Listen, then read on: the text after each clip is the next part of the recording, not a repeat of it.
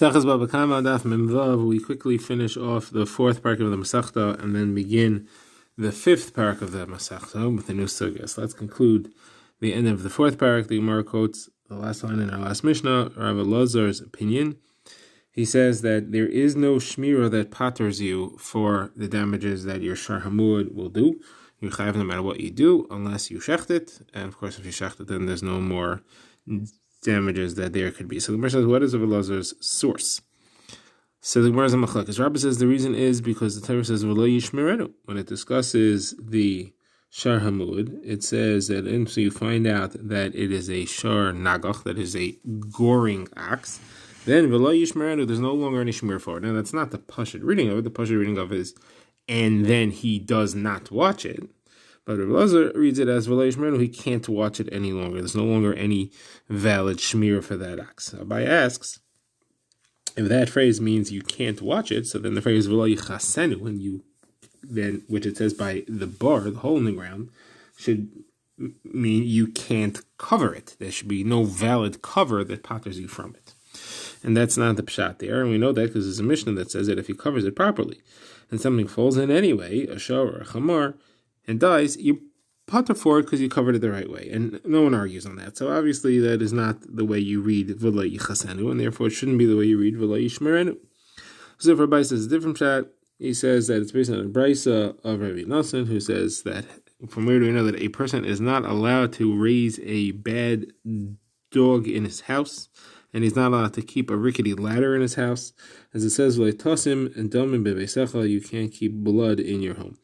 So that means you're not allowed to keep things which are dangerous around. It's forbidden to keep a dangerous thing, and therefore this ox, once it becomes a sharmud, you should shecht it. You should not keep it around and claim that you're going to guard it. You don't keep something that is dangerous and try to guard it. Instead, you just get rid of it. That concludes the fourth parak Shoshanagach Dal V'Hei. Now we begin the fifth parak Shoshanagach Zapara. So the Mishnah discusses two cases of a suffix that are involved in when a ox and a cow gore each other. So first case is where the ox, that is the male, the shar, gores the cow, the para, and you find a newborn next to the para, and the newborn had died. And the question is, did the ox cause the death of the newborn or not? Was the newborn born before the ox gored the mother, and therefore it's not related to the death of the newborn, it's not responsible for it? Or did the ox gore first, and his goring caused the mother to miscarry and to cause the death of the lad, and therefore the owner of the ox would have to pay for the baby as well? So the Mishnah paskins that it's a suffix on the baby, and therefore you split it. Now, because it's talking about a shar that is doing a keren, and it's a tam, so it's chatzin nezek anyway. So therefore, the halacha plays out as follows. The shar needs to pay half the value of the par, half the value of the mother, because it's regular keren and tam, and of the baby, if he would be chayav, the tzad that he's chayav, he has to pay half the value, and because it's a suffix, you split it, therefore you pay a quarter of the value. Now, the same stuff could work the other way. If the cow gored the ox, and we want to know how much can we calculate is the value of the cow in order to pay the ox migufay, to pay the owner of the ox migufay. Now, there was a vlad, there was a child that was found next to the cow. We don't know if that vlad was inside the cow at the time that it gored the ox, and therefore its value is part of the goring, and you can include its value in the migufay payment. Or was it born before the goring of the ox, and therefore it's not included, and you can't take part of the payment from there. You're limited to the value of the cow, not the value of the cow plus the baby. Now, because it's a suffix again, so we would split it. So you would take chatzi nezek from the cow, and then you can only take a quarter of the value of the vlad, the baby. Okay, that's the Mishnah. We now begin the Gemara, which wants to focus on this idea that when you have a suffix, you split it. Cholkin. Gemara says, this is the name of Shmuel. It has to be the name of Sumchus, who says whenever you have money which is in a suffix, who is the rightful owner, you split it. However, the Chachamim disagree, and they say that the great rule in judgment is whoever is holding the money and you have a suffix, you can't figure out who is the rightful owner. The one who's holding it is the one who wins. If somebody wants to take it away from him, he's what's called the mitzi. He wants to be mitzi from the muchzik. He has to bring a proof. So in this situation, you would follow with the no payment would be given at all for the vlad or from the vlad because you can't prove that the vlad was involved. Now, the Gemara wants to know, what do you mean when you say Zeh klal gadol b'din? This is a great rule. What does that add? So Gemara has a few approaches. The Gemara's first one is to say that this is to include even a situation where the mitzi is a vadai and the machzik is a shema, that he says, I'm holding this money, but I don't know if I'm supposed to be or not. I don't know what happened. On the other hand, the mitzi says, I know for sure. Still, being a vadai is not enough to take away money from a suffix if he is the machzik. A second shot as to what this might be coming to include is even to go against the roiv, that even a roiv can take money away from the machzik. Now, the Gemara says that, for example, a case of that would be is if somebody sells an animal, someone sells an ox, let's say, which could be used either to be slaughtered or to plow. Now, the seller sells it, the buyer purchases it, and then he says, oh, I found out that now it's a goring ox. It's useless to me because there's nothing I can do with it. I can't keep it around for my plowing that I wanted it for because it's too violent. So Rav says it's a mekach tois. He didn't intend to buy a violent cow and he gets the money back. Shmuel says the seller could say, I didn't sell it to you to plow. I sold it to you to shecht. And if you're going to shecht it won't matter what its personality is. So says the Gemara, hold on a second. So let's see. Was he a person who usually buys animals for plowing, or does he buy animals to shecht? So the Gemara says, no. Okay, so it must be that you can't tell by that, because it's a situation where he buys sometimes for plowing and sometimes for shechita. It could be either one. Says the Gemara, okay, so check how much did he pay. Did he pay the price of a cow that you're going to use to work, or did he pay the price of a cow that you're going to eat? So the Gemara says the value of meat went up and now it's the same. So you can't tell that way either. So there's another suggestion. Let the seller say, all right, you want your money back? I'll tell you what. I'm giving you your money back. I don't have the money, so instead I'm giving you the cow. That's what I'm giving you as value as a monetary instrument. Just like there's an expression that people have. They say, Marmi rashvascha pa'eri efra. That if somebody's giving you, take whatever you can get, because otherwise you're going to end up with nothing.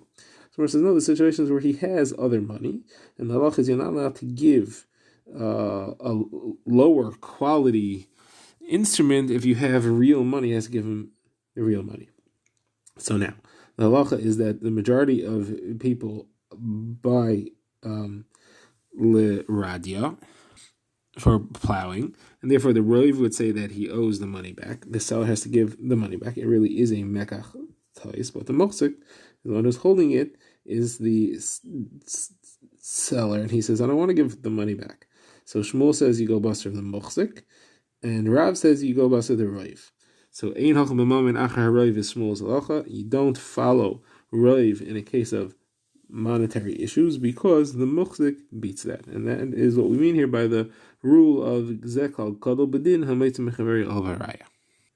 Now the Gemara brings a brisa that says that our Mishnah really is sumchis, and the Rabbanan would not agree. Brisa says, if you have a shar that gores a par, you find the ubar, the fetus, at its side, you don't know if it was killed by the goring or if it came out and died separately from the goring. So you pay chatzi nezek on the cow and a quarter nezek on the vlad, the fetus, according to sumchis, and that's our Mishnah. The Chachamim disagree and say amayis mechaveri al varaya.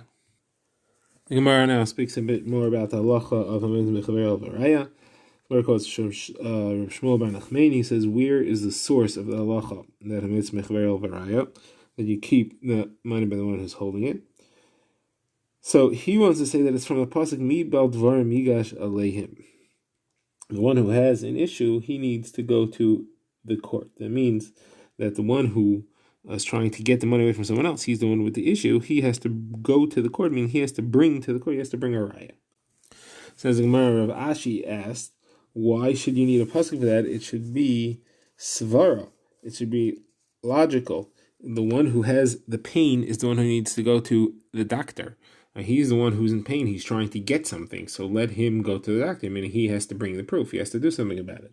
However, the one who's holding the money, he's fine. He doesn't need any help. So why should he have to bring a proof? So therefore, the Gemara says, you're right. Ma'aseh Mecharel Raya is a svar. What's the pasuk for? It's for Rav Nachman. It's halacha, which he said in the Rabbi Bar Avua, that it teaches us that you listen to the claimant first. So the case is where Reuven is claiming for Shimon, and Shimon says your claim might have merit, but in context, you don't take the money away from me because, let's say, you owe me something. So, for example, if Reuven lent money to Shimon, and Shimon says, yeah, but you took a mashkin, and now I want the mashkin back, you're not going to give me the mashkin. So what we do is we divide it into two separate claims. Reuven's claim against Shimon, and Shimon's claim against Reuven. And you listen to Reuven's first. He's the Teveya. You listen to him first. And then, after you settle that claim, you take the money, you educate it, and then you say, okay, now let's talk about Shimon's claim. Now, there are certain circumstances in which you'll listen to Shimon first, and that's if he's losing money on the deal. Like, for example, if he needs something and he would be able to sell it, but that sale opportunity is going to slip away, then in order to speed things up for him, you would listen to him first. Okay, the Gemara now moves on to analyze the last halacha in the Mishnah, the second halacha, where you have the pregnant cow that attacked the shar. And the question is the Vlad responsible for it or not? So we said you pay half the nezek from the cow and a quarter of the nezek from the Vlad. The first question is, why are you paying 3/4 of the nezek? You only pay half the nezek. Why should he pay more than that just because there's a part of Vlad here? So Gemara gives two answers. Abayi's approach is to say that when we say half, we don't mean half the nezek. We mean a quarter of the nezek. We mean half what you would have paid ordinarily. You would have ordinarily paid chatzi nezek. You pay half of that. And in the Vlad, you pay even half of that, which would mean that you end up paying an eighth of the nezek. So it's a total of less than half altogether. And the reason you pay this way is because the cow and its Vlad are owned by two different people. And the question is, can you collect from one or the other? Each one will say, maybe I had a partner who was involved. So the Gemara brings two versions of this now. According to one version, if you would go to the owner of the cow first and say, pay me for my shar, that's if the Baal Hashar would go to the owner of the cow and say, pay me for the shar. And then that owner of the cow would say, maybe there was a Vlad that was born and was part of this hezek, and that Vlad is owned by someone else. Maybe you should collect from him. Maybe he should pay part of the damages. Then he could say, I don't know if there was a partner with the cow. Maybe the cow had already given birth and it was just the cow. So you want to claim that there was a Vlad involved also, you have to go to the owner of the Vlad and get that from him. I'm going to take full money from you. The case, according to this version, in which you could share the cost is where you first went to the Baal Havlad. And you went to the Baal Havlad, he's definitely sharing it with the mother, because the only way that the Vlad is involved is if it was inside the mother at the time of the damage. And therefore, you can only split the payment with the owner of the Vlad. And then when you later go to the owner of the cow, you already admitted that there was a partnership there, and therefore you only collect half from him. Now, according to a different version, even if you went to the Baal Hapara first, you could only collect half of it because you could claim that there was a shutfis, that there was also a Vlad involved. You wouldn't be able to claim it more than that because now, if both the Vlad and the Par were owned by the same person, so then you're right, you would collect half the damages because it doesn't matter. Between the two of them, they owe you the full half, and each one can't claim that the other one is responsible for a share. Now, Rava doesn't like this pshat because Rava says you can't tell me that when it said chatzi means a quarter, and when it says a quarter means an eighth. Chatzi is chatzi, and a quarter is a quarter. So therefore, Rava says a different pshat. What the Gemara means is as follows. You collect everything, collect half the nezek from the cow, from the para, which is definitely involved. If the cow doesn't have enough value to cover half the nezek, then you go to the Vlad. Or, for example, if the para is gone, it ran away, so you can't collect from her. So then you collect from the Vlad. And the reason is because the Vlad is considered to be a mazik as well. So the Gemara points out that this is Rava's shita, that Rava says that if you would know for sure that the Vlad was in the mother and it attacked, you could collect from the Vlad. And the reason is because it's considered to be a limb of the mother while it's inside. Since it's a limb of the mother, its value is included in the migufa that you pay the source of the funding, the gufay value of the mazik. Rava says, though, if it would be a chicken, for example, that has eggs inside, you couldn't use the eggs towards the value of the gufay, of the migufay that you're going to pay, because eggs are not considered to be an aver. They're not a limb of the chicken. An egg is a separate thing. It's just like an excretion of the chicken, and therefore you couldn't collect from that.